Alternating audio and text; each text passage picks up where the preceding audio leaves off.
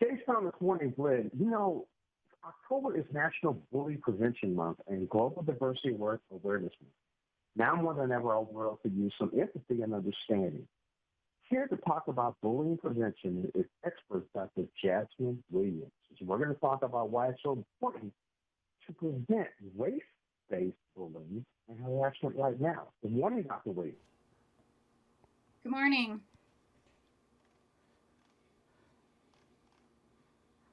Now, how do families and educators, how can they teach their kids about bullying and teach them to be good bystanders? So at Committee for Children, we developed the Cats and Compassion campaign to do exactly that, to help educators and families talk with kids about how to prevent bullying and racially motivated bullying. And we do that through a comic strip series that is released every week in October, featuring superhero Cats and Compassion and her trusty sidekick, Kid Kinder.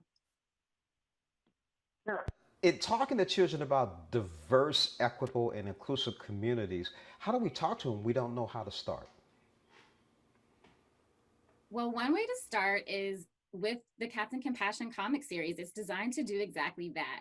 This year, it features Kid Kinder venturing into an online gaming world where he's bullied because of his race. And so families can really use this comic series as a starting point to talk about, what does racially motivated bullying look like? How do we recognize that? How do we stand up to it and refuse it? So, what's the prevalence and long term negative effects of bullying? I'm sorry, can you repeat that question? Yeah, what's the long term negative effects of bullying? So there are many long-term negative effects of bullying, including physical health consequences and mental health consequences.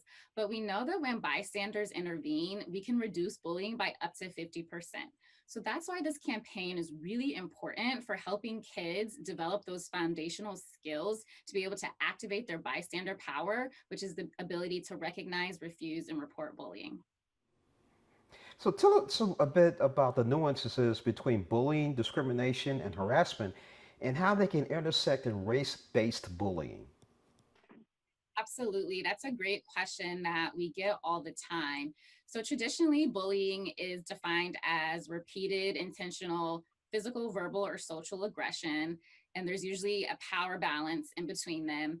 Harassment and discrimination are very specific to acts of aggression against someone because of their perceived characteristics, such as their race. And it doesn't need to be repeated over time to be considered harassment. Now, how can parents recognize the signs of bullying and how can they prevent it?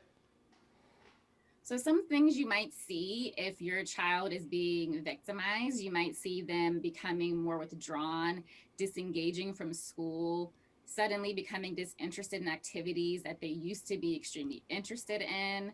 You might also see some physical symptoms such as headache or stomach ache.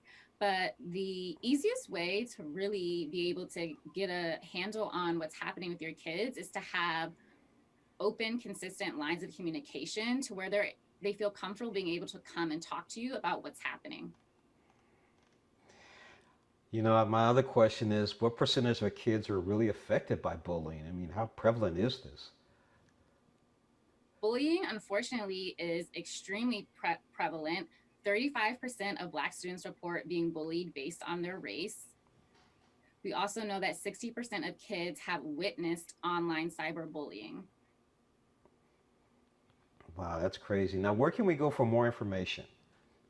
You can visit captaincompassion.org, where you'll find a wealth of resources about bullying prevention and our original and research-based comic strip series featuring Captain Compassion and Kid Kinder. One last question, if you don't mind. How is bullying among adults, especially online? That's a really great question. We don't really focus on bullying with adults at Committee for Children, but I will say that kids often imitate the behaviors that they see in adults. So I can't really speak to the prevalence of bullying between adults online, but we do know that it is a huge problem in our younger populations. And so I imagine that it also is for adults. Yeah, you're right. Kids do imitate their parents, don't they? Yeah, they do. Dr. Jasmine Williams, thank you so much for joining us on Morning Blend. Thank you for having me.